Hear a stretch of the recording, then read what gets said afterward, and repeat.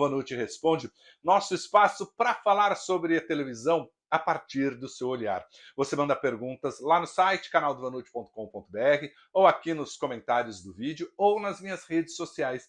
E a gente fala sobre televisão sempre a partir do seu olhar, do seu interesse. Tem muita coisa acontecendo nos bastidores, a gente tem checado muito, e nesse último final de semana, com o problema de falta de luz aqui em São Paulo, né, das chuvas de sexta-feira, a gente não publicou o vídeo no domingo, passou para essa segunda-feira para, enfim, não deixar da gente conversar sobre televisão, de fazer o Vanucci Responde. Vamos à primeira pergunta? A primeira pergunta é do Eric Daniel e ele diz: Vanucci, você acha que tem possibilidade do SBT colocar algum programa esportivo estilo Arena SBT no horário do almoço no ano que vem? Olha, Eric, muito se falou desse horário do almoço aí, de que poderia sim vir um programa esportivo, mas tem muita especulação nos bastidores. Até agora, o que se sabe é que Daniela Beirute, Leon Abravanel e Murilo Fraga trabalham no desenvolvimento da grade de 2024.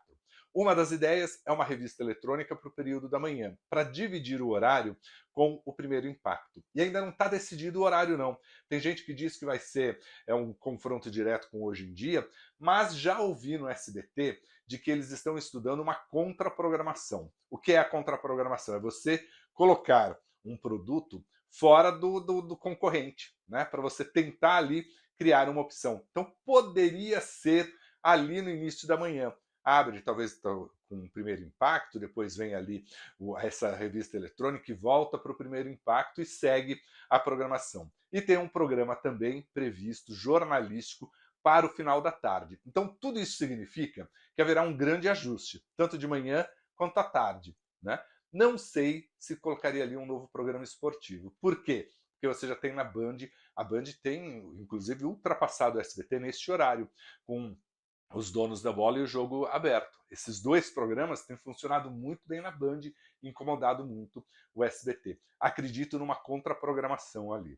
Mas também não sei se meio-dia é horário de novela para um público mais adulto, não. Tem que pensar muito bem como vai ser feita essa transição. E a transição é fundamental, né? Hoje o que acontece? Você tem um Primeiro Impacto, joga para Chiquititas. E aí depois não tem como jogar de Chiquititas para um programa mais adulto, porque há uma quebra ali de telespectadores. É necessário ter um ajuste, um olhar para essa grade. E lá no SBT, ninguém quer colocar a grade agora no ar, não. É muito estudo, sim, estudo de estratégia e estudo comercial. Vamos a mais uma pergunta? Essa aqui é do Hablando TV, o Iago, e diz: e o novo diretor artístico e de esportes? Quando vai aparecer? Uma emissora não consegue caminhar com cargos vazios e sem gestores.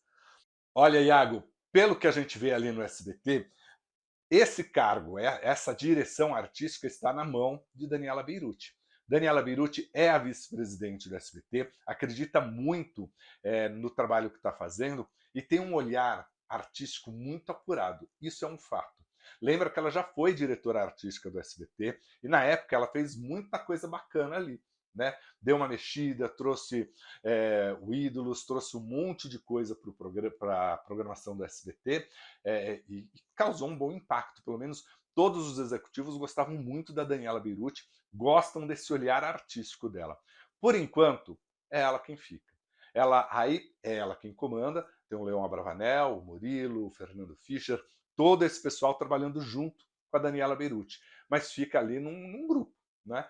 Tem um outro comitê, um comitê de criação e artístico também, que reporta a Daniela. Acho que por enquanto fica assim. E pelo que eu vi do SBT, está funcionando. Vamos ver agora no ano que vem se pega. Agora é óbvio, né? Vai acumular muita coisa na mão dela. Né? Então é necessário, até para que ela possa tomar as decisões, que tenha um diretor artístico. Mas neste momento não há essa preocupação não de a coisa ser muito imediata lá no SBT. Vamos a mais uma pergunta? Essa é do Leandro Alves, @Leandro Alves Vanucci. Por que os apresentadores, apresentadoras, parecem ter medo de assumir um programa no formato, dia e horário da Hebe? Leandro, simplesmente porque ainda não apareceu uma Hebe Camargo. Eu acho que não é nem tanto os apresentadores que têm medo de assumir esse horário ou um formato muito parecido com o da Hebe Camargo. São as emissoras, né? Que ainda não acharam essa apresentadora ou esse apresentador que faça esse trabalho, o programa de sofá, como todo mundo dizia, né? Que é aquele programa onde você traz todas o tipo de pessoas para uma conversa interessante, para números musicais, para o debate dos mais diferentes assuntos. A gente vê isso, não no horário nobre, mas na televisão de uma forma geral. O encontro é baseado nisso. Você tem lá na Rede TV o Sensacional, por exemplo, é baseado nisso. É um programa de sofá, né? Um programa de entrevistas ali. É baseado nisso. O próprio Super Pop é baseado nisso. Uma ou outra coisa do Melhor da Noite é baseado nisso. Claro que sempre repaginado. Agora, o que, que acontece? Um programa como a Hebe Camargo tinha um formato muito frouxo, muito aberto. Né? Não era muito determinado, assim, ó, isso é uma competição, esse é um... porque ela podia fazer o que ela quisesse no momento que ela quisesse. A televisão atualmente trabalha com formatos.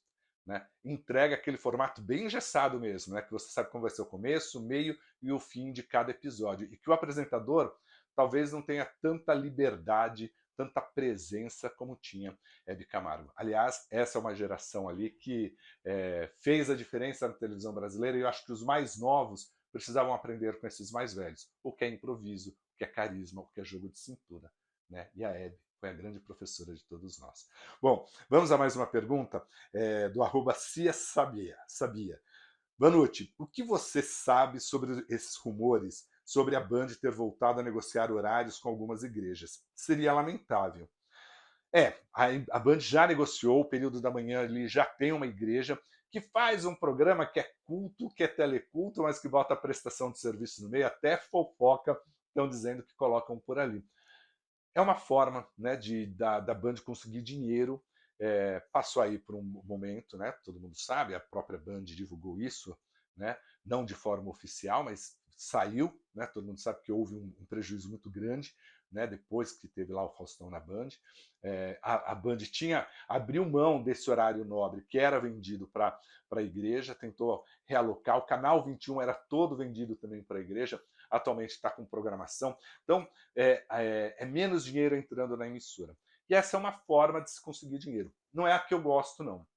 Eu acho que a televisão tem que ter bons produtos, ir lá com um comercial e vender. E trazer o seu anunciante, trazer audiência, porque é esse o papel da televisão.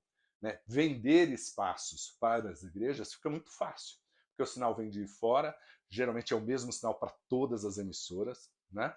É um teleculto, né? O pastor vai ali, faz o culto, passa aquilo em vários canais, a audiência geralmente é baixa, muito baixa, né?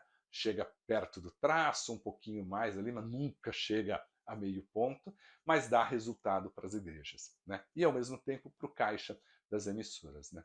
Infelizmente tem sim essa conversa, né? E acho até, a gente tem que ficar até atento nisso, porque devem avançar para o ano que vem outros horários ali na Band. Mas não é só ela não, a Rede TV está assim, a TV Gazeta está assim, muitas emissoras, porque tem uma crise financeira muito grande ainda nas TVs, a televisão de uma forma geral está mudando, né? Mudou o jeito do telespectador consumir esse conteúdo, então precisa também todo mundo agora entender para onde foi, né? Para resgatar esse telespectador e para resgatar principalmente os anunciantes. Vamos a mais uma pergunta? Isaías Rogério da Silva pergunta: a melhor contratação da Warner Bros. Discovery foi a Mônica Albuquerque. Qual a sua opinião sobre? Olha, Isaías, concordo com você, a Mônica Albuquerque é uma grande executiva. Ela que deu ali na Rede Globo, né, na Globo, toda essa formatação do que eles chamam de DA, né, uma diretoria que cuida de todos os talentos artísticos. Passava pelos atores, pelos roteiristas, pelos escritores, pelos diretores, pelos assistentes de direção, tudo que impactava artisticamente era ela que comandava. Tinha um olhar muito, muito atento e muito humano, né, em relação ao elenco. E quando eu falo elenco, não é só o artista, não é só o ator que está no vídeo. Esse banco que eu falei que ela administrava. Né? Muito respeitada pelos artistas da Globo, tanto que lá na Warner, agora com a HBO, ela conseguiu formar 2 vezes o elenco de Beleza Fatal, né? Porque formou a primeira vez, inclusive com o Antônio Fagundes, né? Que não pôde continuar agora porque já tinha outros compromissos, porque o projeto foi adiado. Acho que vai conseguir fazer um bom trabalho lá. né? Ela é muito respeitada internacionalmente e também aqui no Brasil. Está entre tá na lista dos maiores criadores, das pessoas mais da área artística com maior influência no mercado, ela aparece lá. Foi uma perda para a Globo, eu acho, porque realmente ela conseguia atrair tudo, e mais do que atrair a atenção dos artistas, ela conseguia dar um horizonte para cada um deles, né? Porque você sabia ali que você tinha um caminho, né, traçado, porque tinha alguém olhando para o seu talento, alguém ali pensando onde poderia encaixar você em qual trabalho. Bom, vamos agora a mais uma pergunta, é a pergunta do Renato Becker. O SBT ou alguma emissora já teve interesse em comprar o formato do Good Morning America ou Today? Você acredita que um Good Morning Brasil funcionaria no SBT? Ó, Renato, teoricamente toda a revista eletrônica no período da manhã é baseado nesses programas, com algum ajuste aqui para o Brasil, né? Quando você olha o Hoje em Dia, por exemplo, é baseado no Good Morning America, né? Tem ali muitos elementos. Foi se transformando com o tempo, mas tem muito dessas revistas eletrônicas, né? Talvez uma presença maior de jornalismo, né? Mas essa divisão de vários apresentadores, de vários colunistas, isso vem inspirado de lá. Esta revista eletrônica que o SBT pretende fazer no período da manhã tem elementos dali, né? Esse não precisa comprar formato, não, porque é uma revista, né, tá aberto. A não ser que você faça algo que é muito característico deles, aí sim tem que comprar o formato se tiver registrado. Mas uma revista, aí você tem ela todo, né? É um formato livre, né? Porque é que nem telejornal. Quem é o autor do telejornal? É ter notícia ali. Vamos a mais uma pergunta do Marcos Tavares, a última de hoje, e ele pergunta: Bate tem feito muitas indiretas para a concorrência de forma sádica ultimamente. Cutucadas sempre fizeram parte do roteiro da TV, mas dessa vez ele não estaria sendo desagradável demais? Ah, Marcos, você sabe que essa é uma questão bem polêmica e interessante, né? Porque sempre tem nas emissoras essa provocação com o concorrente. Eu não gosto muito disso, não. Eu acredito que você tem que fazer o seu trabalho e, a partir do seu trabalho, deixar acontecer, né? Você não precisa ficar comparando com o do lado, falar, ah, não, porque lá não tem helicóptero, aqui tem helicóptero, ó, aqui a gente tem vários profissionais, lá não tem vários profissionais, aqui a gente bota todo mundo na rua, ali fica dentro do estúdio falando com imagens que chegam por aí. Aqui a gente tem uma quantidade grande de informação, ali o apresentador fica enrolando. Enfim, essa briga toda aí, acho que poderia ficar só nos bastidores entre eles. O telespectador percebe essa diferença, né? O telespectador, não é por menos que o Cidade Alerta dá mais do que o Brasil Urgente, porque vê que para esse tipo de noticiário, que é muito parecido, lá na Record tem mais condições, você tem mais informação, você tem um apuro maior, você tem uma reportagem muito maior. O telespectador percebe. Eu acho que essas provocações que são de bastidores, que é uma questão interna, uma questão pessoal, poderiam ficar por ali. Agora, faz parte do jogo.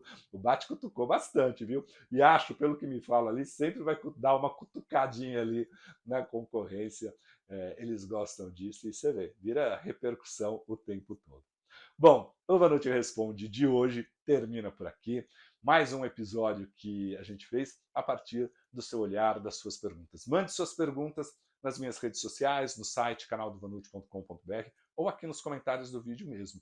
A gente vai, nesta semana, ter mais uma edição agora no meio da semana, na quinta-feira, e voltamos no domingo, tradicionalmente, com o nosso conteúdo de final de semana para você falar sobre televisão. Não deixe de fazer inscrição aqui no canal, não deixe de dar um like, de curtir esse vídeo, de compartilhar esse vídeo com seus amigos e, mais do que isso, contar para eles que tem um novo espaço sobre televisão aqui no YouTube. É o canal do Vanucci, o No Play News. Até mais. Tchau, tchau.